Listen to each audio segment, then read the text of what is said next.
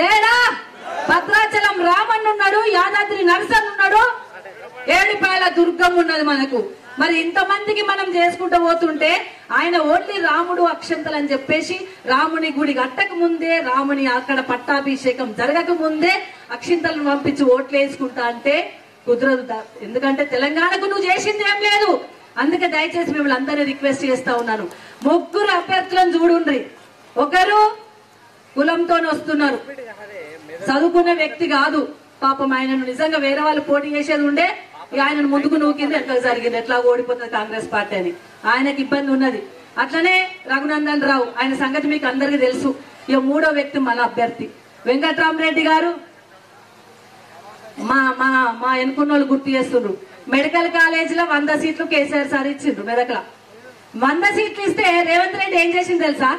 మొన్న వచ్చిండు సీఎం, వచ్చిండా జిల్లాకు, వచ్చిండా మెదక్కు, లేకుంటే ఎటు పోతుండే, సంగారెడ్డి పోతుండే. కేసీఆర్ ఇచ్చిన జిల్లా కాబట్టి, కేసీఆర్ జిల్లా ఇచ్చిండు కాబట్టి మెదక్ వచ్చి నామినేషన్ వేసిండు ఆయనే. మనం ఏమనుకుంటాం, రేవంత్ రెడ్డి వచ్చిందంటే ఒక కేసు ఇచ్చిపోతాడేమో అనుకుంటాం. మొన్న కేసీఆర్ సార్ వచ్చినప్పుడు 50 కోట్లు ఇచ్చిపోయిండు, ఊరికి 15 లక్షలు ఇచ్చిపోయిండు. మరి గట్లనే ఇచ్చిపోతాడేమో, ఏడుపాయల దుర్గమ్మకు 100 కోట్లు ఇచ్చిపోయిండు. ఇస్తాడేమో అనుకున్నాం, అవి క్యాన్సల్ చేసిండు.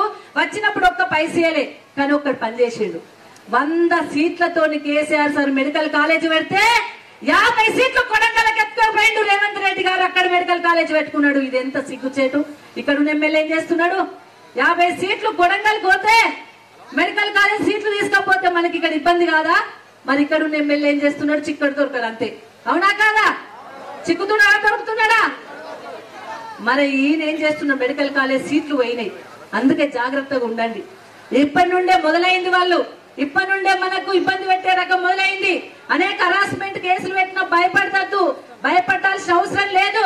మనకు తెలంగాణ బీఆర్ఎస్ కార్యకర్తలం, కరడగట్టిన కార్యకర్తలం, మనకు ప్రజల అండదండలు ఉన్నాయి కాబట్టి అందరూ కూడా గట్టిగా ప్రయత్నం చేసి మన అభ్యర్థిని గెలిపించుకోవాల్సిందిగా చూస్తూ, మరి వెంకట్రామరెడ్డి గారు మాజీ కలెక్టర్ గారు మన జిల్లా మీద అవగాహన ఉన్న వ్యక్తి, మంచి వ్యక్తి, వారి గురించి వారే చెప్తారు. ఇప్పుడు ఎందుకంటే ఒక ట్రస్ట్ ఏర్పాటు చేసి దాని ద్వారా మీకు అందరికీ సేవ చేయాలి, ప్రభుత్వ పరంగానే కాదు నా పరంగా కూడా సేవ చేస్తా అని చెప్పేసి వారు అనేక కార్యక్రమాలు ముందుకు తీసుకురావడం జరుగుతుంది. కాబట్టి ఇప్పుడు వెంకట్రామరెడ్డి గారు మన అభ్యర్థి కేసీఆర్ గారు ఆశీస్సులు తీసుకొని మన దగ్గరకు వచ్చిన అభ్యర్థి మాట్లాడుతూ వారు చేయబోయే కార్యక్రమాలు కూడా మీకు విన్నవించాల్సిందిగా కోరుకుంటూ అందరు గట్టిగా ఒకసారి జై తెలంగాణ, జై తెలంగాణ, జై కేసీఆర్, కారు గుర్తుకే, కారు గుర్తుకే.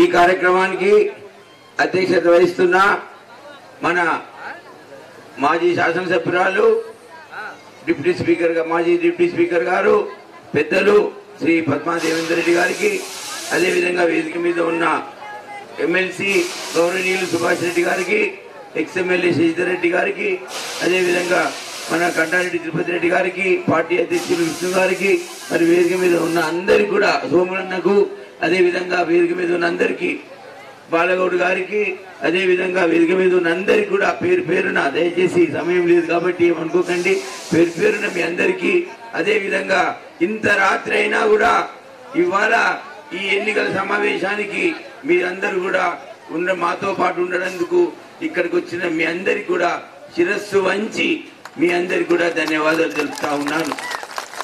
ఒక్క విషయం చెప్తాను, సమయం తక్కువ ఉంది, 10 లోపు మీటింగ్ కంప్లీట్ చేయాలి. ఒక్క విషయం చెప్తాను, ఒక్కటి నా మాట విన్నాక దయచేసి నేనేం చేస్తానో చెప్తానో అది వినండి. మీ కుటుంబ సభ్యులలో మీరు అతిగా ప్రేమించే వ్యక్తి మాట్లాడినప్పుడు ఎంత నిశ్శబ్దంగా ఉంటారో నేను చెప్పినప్పుడు అంత నిశ్శబ్దంగా ఉండాలని మీ అందరినీ కోరుకుంటా ఉన్నా. 5 నిమిషాలు ఓపిక పట్టండి. ఇవాళ కేసీఆర్ గారు ఆశీస్సులతో బీఆర్ఎస్ పార్టీ అభ్యర్థిగా పార్లమెంట్ ఎన్నిక కొరకు మీ ముందు నేను హాజరయ్యాను. మరి ఇక్కడే కలెక్టర్గా పనిచేసి ఈ ప్రాంత ప్రజల సమస్యలు తీర్చే విధంగా మీ అందరి ఆదరణతో 11 సంవత్సరాలు అధికారిగా, జాయింట్ కలెక్టర్గా మీకు సేవలు అందించే భాగ్యం నాకు ఆ భగవంతుడిచ్చిండు. మరి నాకు ఆ భగవంతుడు ఇచ్చిన సేవ, భగవంతుడు ఇచ్చిన బాధ్యతగా కలెక్టర్గా మీకు పనిచేసినప్పుడు మీరందరూ కూడా నన్ను ఆత్మీయుడిగా చూసి, కుటుంబ సభ్యునిగా చూసి ఆదరించినందుకు, ప్రజలలో పేరున్నందుకు బీఆర్ఎస్ పార్టీ నాకు ఇవాళ ఎంపీ అభ్యర్థిగా టికెట్ ఇచ్చింది.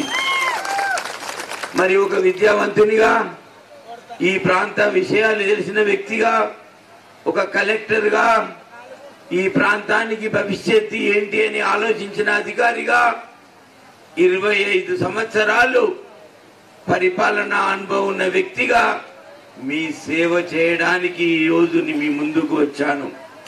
దయచేసి నన్ను ఆదరించండి. మరి కలెక్టర్గా ఉన్నప్పుడు ఎన్నో కార్యక్రమాలు చేసి మన ఉమ్మడి మెదక్ జిల్లాను దేశంలోనే మొదటి జిల్లాగా మొదలుపెట్టిన అవకాశం నాకు దక్కింది.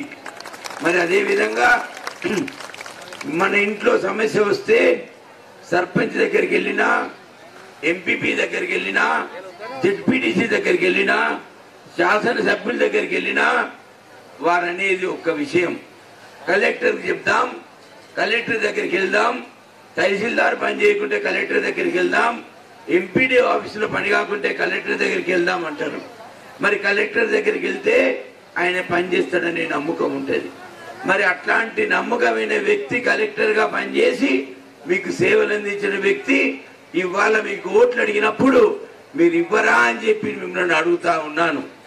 దయచేసి కలెక్టరే ఎంపీ అయితే, కలెక్టరే చట్టసభలకు ఎంపీ అయితే, మరి కలెక్టర్గా అన్ని తెలిసిన అధికారిగా ప్రజా సేవలో ఉండి ప్రజా సమస్యలు తీర్చిన వ్యక్తిగా నేను మీకు సేవలు అందిస్తాను. మరి ఇక్కడున్న కలెక్టరు, ఇక్కడున్న అధికారులు, నేను వాళ్ళందరితో 11 సంవత్సరాలు పనిచేసిన సీనియారిటీ ఉంది. మరి అన్ని సమస్యలు తెలిసిన వ్యక్తిగా వాళ్ళందరి దగ్గరికి ఆ రోజు కలెక్టర్ సీట్లో ఉన్న ఇటు పక్కన నా దగ్గరికి ప్రజాప్రతినిధులు కానీ ప్రజలు కానీ సమస్యల గురించి వచ్చినప్పుడు సవినీయంగా విని మరి ఆ సమస్యలు పరిష్కరించిన, మరి ఇవాళ ఒక కలెక్టర్గా ఉండి మనకే సమస్య వచ్చినా మీతో పాటు కలెక్టర్ ఆఫీస్కి వచ్చి కలెక్టర్ కుర్చీకి ఎదురుగా నన్ను మీరు పక్కన పెట్టుకొని కూర్చుండి మీ సమస్యలు పరిష్కరిస్తానని చెప్పి హామీ ఇస్తా ఉన్నా, మీ సేవలో ఉంటానని హామీ ఇస్తా ఉన్నా. మరి కలెక్టర్గా మీ ఆదరణతో నాకు సిద్దిపేట కలెక్టర్గా భారతదేశంలోనే మంచి కలెక్టర్గా అవార్డు వచ్చిన కలెక్టర్ని నేను. దేశ ప్రఖ్యాతి ఇచ్చింది నాకు దేశంలోనే మంచి కలెక్టర్గా ఇచ్చింది ఈ మెదక్ పార్లమెంట్ గడ్డ. ఈ మెదక్ పార్లమెంట్ గడ్డలో కలెక్టర్గా నాకు పేరు ఇచ్చిన మీకు ఎంపీగా గెలిచినాక మీ రుణం తీసుకోవాల్సిన బాధ్యత నాకుంది. 5 కార్యక్రమాలతో మీ ముందుకు వస్తా ఉన్నా. మొదటిది, నేను ఒక విద్యావంతుణ్ణి, బాగా చదువుకున్నందుకు, యూనివర్సిటీలో ర్యాంక్ వచ్చినందుకు, డిగ్రీ కాలేజీలో ర్యాంక్ వచ్చినందుకు నాకు ప్రభుత్వం ఉద్యోగం ఇచ్చి పోటీ పరీక్షలు రాసి ఇవాళ మీ కలెక్టర్నయ్యా, ఐఏఎస్ ఆఫీసర్నైనా.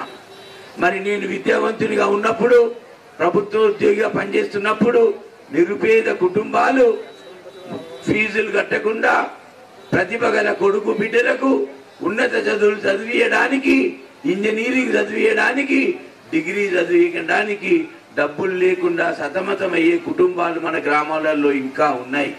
మరి వాటికి చేదోడు వాదుడుగా ఉండాలని నేను నా ఉమ్మడి ఆస్తి నుంచి ఎన్నికల కమిషన్ అనుమతితో చెప్తా ఉన్నాను. ఇవాళ మీ అందరికీ ఎన్నికల కమిషన్ అనుమతి తీసుకొని మీ ముందు మాట్లాడుతా ఉన్నాను. అబద్ధపు మాటలు మాట్లాడట్లేదు, అమలు కాని మాటలు మాట్లాడట్లేదు. మరి నేను మాట్లాడేది ఇవాళ నిరుపేద కుటుంబాలకు ఉన్నత విద్యకు చదివించడానికి వెంకట్రామరెడ్డి ట్రస్ట్తో 100 కోట్లతో ప్రజాసేవకు ఇవాళ వస్తా ఉన్నా. నాకొక్కటే ఆలోచన, మరి కలెక్టర్గా నాకు ప్రఖ్యాతినిచ్చిన ఈ గడ్డకు పార్లమెంట్ సభ్యుడిగా సేవ చేసే అదృష్టం ఇచ్చింది మీరు నాకు.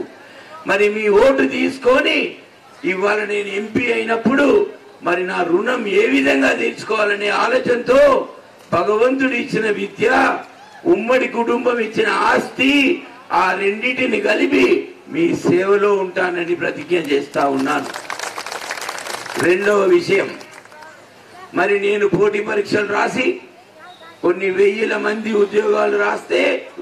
పరీక్షలు రాస్తే నాకు భగవంతుడు ఈ ప్రభుత్వ ఉద్యోగం ఇచ్చిండు.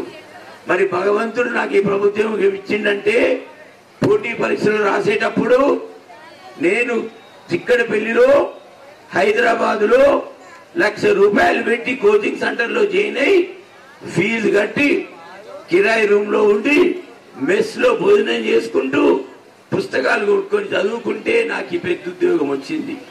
మరి ఇవాళ పాపన్నపేటలో విద్యావంతులైన కొడుకు బిడ్డలుండి డిగ్రీ ఉండి ఎంతమంది తల్లిదండ్రులు కోచింగ్ సెంటర్లకు పోటీ పరీక్షలకు హైదరాబాద్కు పంపిస్తా ఉన్నారు గమనించండి. మరి ఒక విద్యావంతగా భగవంతుడు ఇచ్చిన అదృష్టంతో మరి నేను ఇవాళ మెదక్లో గెలిచిన నెల రోజుల్లోపు మన వేదిక మీద ఉన్న అధికారులు హరీష్ అన్న సమక్షంలో పద్మాదేవేందర్ రెడ్డి గారితో చేరి సుభాష్ అన్నతో వేదిక మీద ఉన్న పెద్దలందరి సమక్షంలో పోటీ పరీక్షకు కోచింగ్ సెంటర్ నిర్వహిస్తాను. ఉచితంగా మన విద్యార్థులకు పోటీ పరీక్షలకు హైదరాబాద్కు పోయి కోచింగ్ లేకుండా హైదరాబాద్కు ధీటుగా అలాంటి విద్యనే మెదక్లో ఇస్తానని చెప్పి మీ అందరికి కూడా నేను ప్రమాణం చేసి చెప్తా ఉన్నా. మూడవది, మరి మన యువత ఉన్నారు ఇవాళ డిగ్రీ చదివి 3-4 సంవత్సరాలు ఇంట్లోనే ఉండి ప్రభుత్వ ఉద్యోగం వస్తుందో ప్రైవేట్ ఉద్యోగం వస్తుందో అని ఎన్నో ఆలోచనలు ఆశలతో ఉంటాం. తల్లిదండ్రులు పిల్లలను చదివిస్తున్నప్పుడు ఆశతో ప్రయోజకుడు అవుతాడని, పెద్ద ఉద్యోగం అవుతాడని, పెద్ద కంపెనీలో ఉద్యోగం వస్తుందని మనం చదివిస్తాం. కానీ గ్రామీణ ప్రాంతాలలో పట్టణాలలో చదివిన యువతకి హైదరాబాద్లో మంచి కంపెనీలో ఉద్యోగం రావాలంటే కొంత ట్రైనింగ్ అవసరం ఉంటుంది, నైపుణ్యం పెంచాల్సిన అవసరం ఉంటుంది. హైదరాబాద్లో ప్రైవేట్ కంపెనీలలో ఇంటర్వ్యూ పోవాలంటే కొంత నాలెడ్జ్ డెవలప్ చేసుకోవాల్సిన అవసరం ఉంటుంది. మరి అలాంటి యువతకి ఇవాళ మెదక్ పట్టణంలో పాపన్నపేటలో ఉన్న యువత అందరికీ నేను ఉచితంగా వాళ్ళ కొరకు ట్రైనింగ్ సెంటర్ పెట్టి ప్రైవేట్ ఉద్యోగాలు వచ్చే విధంగా ఒక విద్యావేత్తగా అన్ని తెలిసిన అధికారిగా వాళ్ళకు సేవలో ఉంటానని ఇవాళ మీకు చెప్తా ఉన్నా. మరి నాలుగో విషయం, యువతులకు మహిళలకు అదే మాదిరిగా మరి ఇవాళ ఒక్క విషయం ఆలోచించండి. భగవంతుడు తరతరాలుగా నా కుటుంబాన్ని ఉమ్మడి కుటుంబం, ఒకటే ఇంట్లో 30 మంది ఉంటాం, ఒకటే వంటగది, ఒకటే డైనింగ్ టేబుల్, అందరం అన్నదమ్ములం కలిసి మా అమ్మతో ఉమ్మడి కుటుంబంలో ఉంటాం. మరి కేసీఆర్ గారు టికెట్ ఇచ్చినాక నేను కలెక్టర్గా ఉన్న ప్రాంతం నుంచే మరి పార్లమెంట్కి పోయే అదృష్టం నాకు ఇవాళ భగవంతుడు ఇచ్చినప్పుడు ప్రజలకు ఏం చేయాలని అడిగినప్పుడు నా కుటుంబం నుంచి ఉమ్మడి ఆస్తి నుంచి కొంత డబ్బు తీసుకొని ఇవాళ నిరుపేద ఆడిబిడ్డలకు నా చెల్లెమ్మలకు ఇంటి ముందట పందిరేసి ప్రతి ఊళ్ళో సంవత్సరానికి 10-15 పెళ్లిళ్ళు జరుగుతూ ఉన్నాయి. మరి వాళ్ళు ఫంక్షన్ హాల్లో పెళ్లి జరుపుకోవాలంటే ₹1,00,000 ఖర్చు అవుతా ఉంది. అందుకని మెదక్ నియోజకవర్గంలో వెంకట్రామరెడ్డి ట్రస్ట్ పేరిట ఫంక్షన్ హాల్ కట్టి నా నిరుపేద చెల్లెమ్మలకు అన్ననై ఉచిత ఫంక్షన్ హాల్ రూపాయి కంటే రూపాయికే ఫంక్షన్ హాల్ వాళ్లకు తలుపులు తెలిసి దర్వాజలు తెలిసి ఎప్పటికీ అందుబాటులో ఉంటుందని చెప్పి నా కుటుంబం మీద ప్రమాణం చేసి ఇవాళ మీ అందరికీ చెప్తా ఉన్నా. అదే మాదిరిగా మరి ట్రస్ట్ కార్యక్రమంలో భాగంగా వెంకట్రామరెడ్డి ట్రస్ట్ కి 10 లక్షల ప్రమాద బీమా అందరికీ కూడా చేయిస్తానని చెప్పి వాగ్దానం చేస్తా ఉన్నా. ఒక్క విషయం మీకు మనవి చేస్తా ఉన్నా, దయచేసి వినండి. నేను మెజిస్ట్రేట్ గా ఉండి కలెక్టర్ గా ఉండి ప్రజాసేవలో ఉన్న నేను అబద్ధమాడే నైజం నాది కాదు. ఏదైనా మాట్లాడితే 1కి 10 సార్లు ఆలోచించుకొని ఏది చేయగలుగుతానో అదే చెప్పే నైజం నాది. ఇవాళ ఎన్నికల కొరకు అబద్ధం ఆడి గెలిచిన తర్వాత మర్చిపోయే వ్యక్తిని కాదు కాదు కాదు అని మీ ముందు తల వంచి సవినయంగా మనవి చేస్తా ఉన్నా. ఇంకొక విషయం చెప్తా ఉన్నా, 100 కోట్ల ట్రస్ట్ ఉమ్మడి కుటుంబంతో ఏదైతే పెడతా ఉన్నానో సంవత్సరం కాగానే ఏ గ్రామంకి చెందిన విద్యార్థినికి తండ్రి పేరుతో సహా విద్యార్థి పేరుతో సహా ఏ స్కూల్ కొరకు ఎన్ని రూపాయల చెక్కు రాసినాం, ఏ తేదీన రాసినాం, చెక్కు నంబర్ ఏంటి అని మన వెంకట్రామరెడ్డి ట్రస్ట్ వెబ్సైట్ లో సంవత్సరంలో అన్ని డీటెయిల్స్ మీ ముందు పెడతానని నా కుటుంబ సాక్షిగా ప్రమాణం చేసి మీకు చెప్తా ఉన్నా. ఇవాళ అన్ని విషయాలు ఆలోచించుకున్న నిర్ణయం ఇది. ప్రత్యక్ష రాజకీయాలకు వచ్చినప్పుడు నేను రాజకీయంలో మీలాగా లేను. మొదటి నుంచి నన్ను అధికారిగా ఈ గడ్డ, మెదక్ పార్లమెంట్ గడ్డ, ఈ నేల నాకు దేశ ప్రఖ్యాతిని ఇచ్చింది మంచి కలెక్టర్ గా. మరి ఇట్లాంటి ప్రఖ్యాతిని ఇచ్చిన గడ్డకు జీవితాంతం నేను రుణపడి ఉన్నాను. భగవంతుడు ఇచ్చిన తరతరాల నుంచి ఆస్తి ఉంది. మరి ఆ ఆస్తిని ప్రజాసేవ కొరకు వాడుకోవాలి. మరి నాకు ఓటేసిన వ్యక్తిని గుండెల్లో పెట్టుకొని చూసుకోవాల్సిన బాధ్యత నా మీద ఉందని చెప్పి ఇలాంటి కార్యక్రమాలతో మీ ముందుకు వచ్చా. అందుకే మీరందరూ కూడా నన్ను ఆశీర్వదించాలని చెప్పి ఇవాళ తల వంచి మీ అందరికి కూడా నమస్కారం చేస్తా ఉన్నా. ఇంకొక విషయం చెప్తా నా ప్రత్యర్థి గురించి. నా ప్రత్యర్థి నా మీద ఫేక్ వీడియోలు వదులుతా ఉన్నాడు.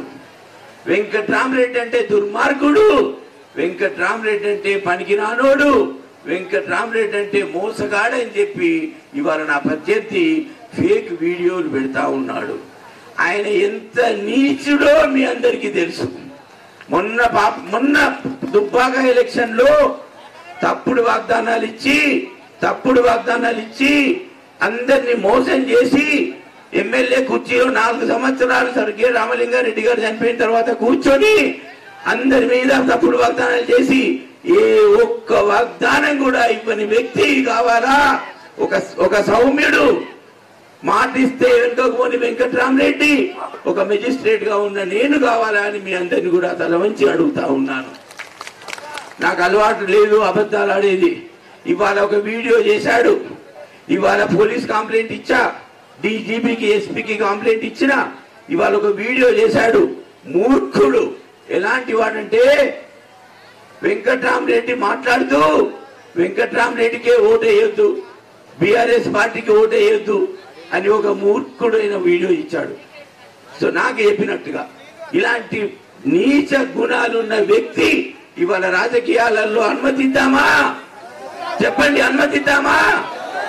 దుబ్బాకలాగా మెదక్ పార్లమెంట్ నుంచి తరిమి కొడదామా? చెప్పండి. అలాంటి నీచ రాజకీయ నాయకులు సమాజానికి చీడ పురుగు. అలాంటి వాళ్ళను దగ్గరికి రానియొద్దని చెప్పి సభాముఖంగా మీ అందరికీ తెలియజేస్తా ఉన్నా. నా జీవితం ఒక తెల్ల కాగితం, మచ్చలేని కుటుంబం, మచ్చలేని వ్యక్తిని, ప్రజాసేవలో ఉన్న వ్యక్తిని ఇవాళ నాకు ఓట్లు వస్తున్నాయని అసూయపడి రాజకీయాలలో కుట్రలు పన్ని చేయడం పద్ధతి కాదు. ప్రతిష్ట దిగజారే వ్యవహారం చేయకూడదు. ప్రజాసేవలో ఉన్నప్పుడు ప్రజా జీవితంలో ఓట్ల కొరకు కొట్లాడుకుందాం తప్పితే కుటుంబం దిగజార్చడం, వ్యక్తిగత విమర్శలు చేయొద్దని చెప్పి హుందా రాజకీయం చేయాలని చెప్పి ఈ సభాముఖంగా నా ప్రత్యర్థులను కోరుతా ఉన్నాను. ఇది పద్ధతి కాదు. రాజకీయాలు ఖరాబ్ అవుతున్నాయి. రాజకీయ నాయకులుగా, విద్యావంతులుగా ఉన్న మనం హుందాతనంతో రాజకీయం చేద్దాం, నిజాయితీగా పనిచేద్దాం, ప్రజాసేవలో ఉండి ప్రజలకు అందుబాటులో ఉందాం. గెలిపే పరమార్థం కాదు, గెలిచిన తర్వాత సేవ ముఖ్యమని చెప్పి మంచి మనసుతో రాజకీయం చేయమని చెప్పి ఇవాళ నా ప్రత్యర్థిని ఈ వేదిక నుంచి కోరుతా ఉన్నాను. మరి ఇలాంటి వ్యక్తికి తరిమి కొట్టి మీ ఆశీస్సులు నాకు ఉండాలని, మీ సేవలో ఎప్పటికీ ఉంటానని చెప్పి నా మాట ఎప్పుడు జవదాటను, తప్పకుండా వెనక్కి తిరిగి చూడను. నెల రోజుల్లోపు, గెలిచిన నెల రోజుల్లోపు నా కుటుంబ సాక్షిగా చెప్తా ఉన్నా, కుటుంబం మీద ప్రమాణం చేసి చెప్తా ఉన్నా, నెల రోజుల్లోపు పద్మమ్మతో, హరీష్ అన్నతో, సుభాష్ అన్నతో, ఇక్కడున్న ప్రజాప్రతినిధులందరి సమక్షంలో 10,000, 20,000 మంది ఓటర్ల మధ్యలో మెదక్లో ట్రస్ట్ కార్యక్రమాలు ఆవిష్కరిస్తానని చెప్పి మీ అందరికి కూడా ఇవాళ సభాముఖంగా సవినయంగా చెప్తా ఉన్నాను. అందుకని చెప్పి నన్ను విశ్వసించి చర్చ జరపండి. ఇవాళ ప్రత్యర్థి గురించి చర్చ జరపండి. నీచ కుటిల రాజకీయాల గురించి ఆయన చేసే ప్రయత్నం గురించి మన ఓటర్లకు చెప్పండి. అదే విధంగా ఒక సౌమ్యుడై కలెక్టర్ అయి సేవ చేసి ఢిల్లీలో గట్టిగా మాట్లాడే వ్యక్తి గురించి కూడా చర్చ జరపండి. మరి జరిపి కుటుంబంలో చర్చ జరిపి, గ్రామంలో చర్చ జరిపి, శుభకార్యాల దగ్గర చర్చ జరిపి, పొలం పనుల కాడ చర్చ జరిపి, రైతు కూలీలు చేసే ఈజీఎస్ వర్క్స్ కాడ చర్చ జరిపి మరి వెంకట్రామరెడ్డిని గెలుచుకుంటే నియోజకవర్గంలో బాగుంటుందని చెప్పండి. నాకు ఒకటే కోరిక, నేను ఈ గడ్డ మీద చనిపోయినాక కూడా 50 సంవత్సరాలు వెంకట్రామరెడ్డి సేవలు ప్రజలు గుర్తు చేసుకునే విధంగా మీ సేవకున్నైతానని చెప్పి తల వంచి సవినయంగా మీ అందరికి కూడా వేడుకుంటా ఉన్నాను. ఆ మంచి ఉద్దేశంతో వస్తా ఉన్నాను. నన్ను దీవించండి, నన్ను ఆశీర్వదించండి, భారీ మెజారిటీతో నన్ను గెలిపియండి. ఏ ఒక్క మాట తప్పకుండా నిజాయితీ పరుడుగా ఇచ్చిన మాట నిలబెట్టుకుంటాను. కుటుంబం మీద ఒట్టేసి చెప్పాను కాబట్టి వెనుకకు పోయే అసలే లేదు. మీ అందరి సేవలో ఉంటా. మీరందరూ కూడా ఘన విజయం నాకు ఇవ్వండి అని కోరుతూ జై తెలంగాణ, జై తెలంగాణ. ధన్యవాదాలు.